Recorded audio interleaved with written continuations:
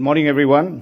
Mr. Amitabh Kant, G20 Sherpa, Ms. Himani Pandey, Additional Secretary, Department of Promotion for Promotion of Industry and Internal Trade, dpiit for short, distinguished speakers, ladies and gentlemen.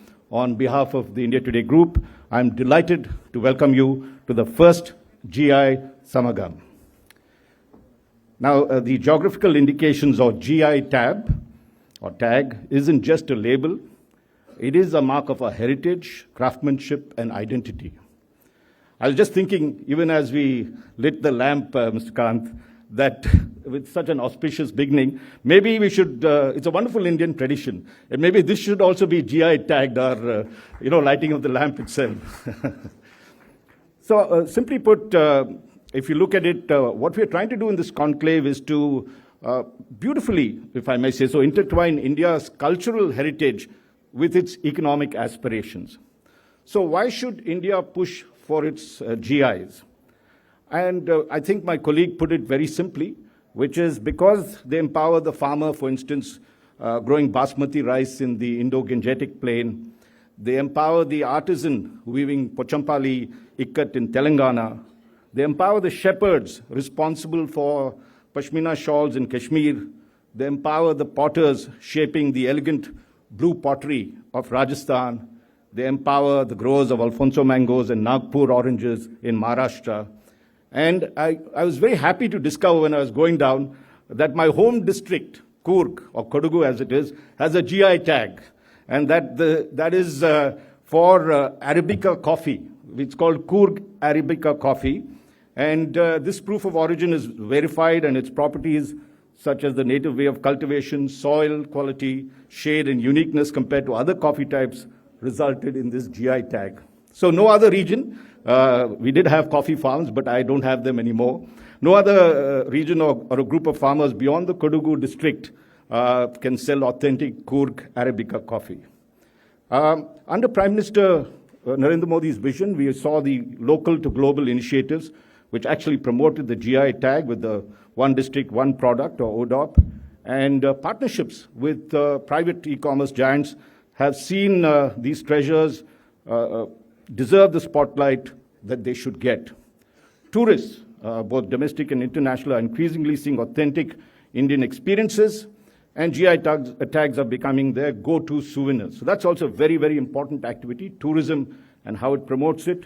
And we now have over 640 registered GI tags. I'm sure the ministry will be able to give the exact number. And India has made significant strides in this. But, and that's why we are meeting here as well, we seem to be just, in many senses, scratching the surface, and Mr. Kant will address that issue. And our untapped potential remains vast, and the challenges persist.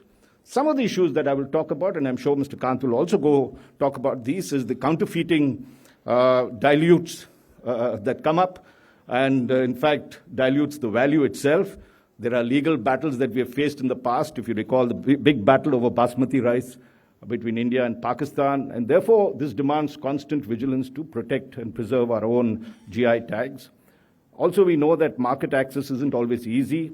A lot of the artisans and others will be speaking later today about what they want and how to meet the global expectations. So this is a conclave that wants to also look ahead.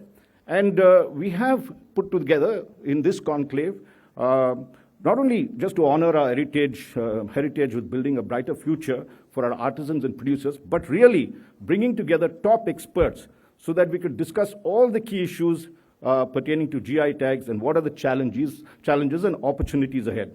I don't think there's any other better person than Amitabh Kant, currently, as I mentioned earlier, India's G20 Sherpa, where he played a pivotal role in showcasing India's leadership on the world stage during his G20 presidency, and much of that activity happened in this mandapam as well.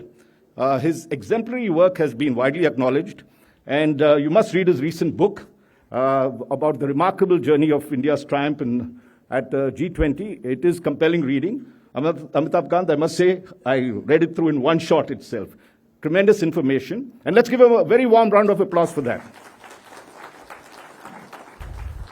And that's not only his only achievement. He was CEO of Niti Aayog before this, India's apex policy think tank, and under his leadership, Niti Aayog spearheaded transformative initiatives across sectors like digital innovation, sustainable development, and economic reforms, which help redefine India's growth trajectory. Now, the fortunate thing is Amitabh Kant's expertise in geographical indications or GI tags stems, I think, from your tenure almost a decade ago as Secretary of the dpiit, and he was directly involved in promoting GIs as the drivers of economic empowerment and cultural preservation. And finally, I know if I go, I think I can take the whole session talking about Amitabh Kant's contribution. He was, let's not forget, instrumental in positioning India as a premier global destination. He's best remembered for his iconic branding of Kerala as God's own country, a campaign that not only elevated Kerala's global profile, but also directly tied its unique heritage, including GI tag products, to its tourism identity. So, ladies and gentlemen, please join me in welcoming Mr. Amitabh Kant to share his insights and deliver the inaugural keynote address on geographical indications. Thank you very much.